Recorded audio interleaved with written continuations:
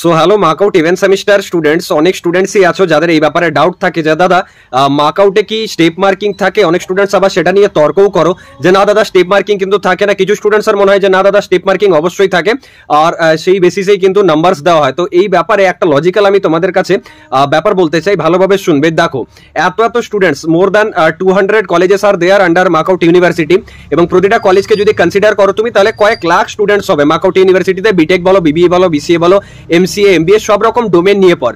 এবার সেখানে যে টিচার্সরা আছেন বা যারা কপি চেকিং করেন তারা তো ডিফারেন্ট কলেজেস থেকে বিলং করেন।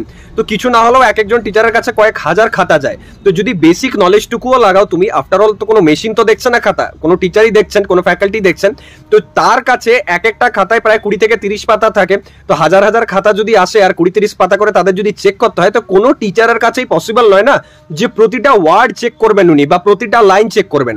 মানে আমি বলছি না যে প্রপার চেকিং হয় না, বাট যদি প্র্যাকটিক্যালি তুমি দেখো তাহলে সেখানে একটা টিচারের সব থেকে ফার্স্টে কিন্তু চোখ যায় একটা খাতাতে রিপ্রেজেন্টেশন তুমি কিভাবে করেছো তার উপর।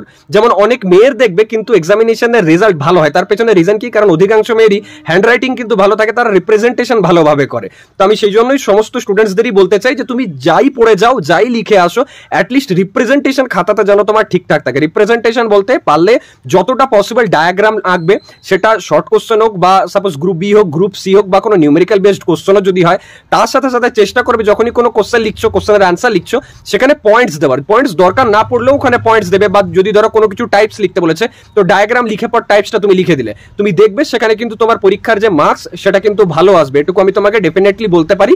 দেখা হচ্ছে নেক্সট ভিডিওতে। প্রতিটা এক্সামিনেশনের সাজেশন এই চ্যানেলে কিন্তু আসবে, তার জন্য চ্যানেলটা এখন থেকে সাবস্ক্রাইব করে নাও। যারাই মার্কআউট ইভেন্ট সেমিস্টারের এক্সামিনেশনের জন্য ভালোভাবে পড়ছো তাদেরকে অনেক বেস্ট অফ লাক।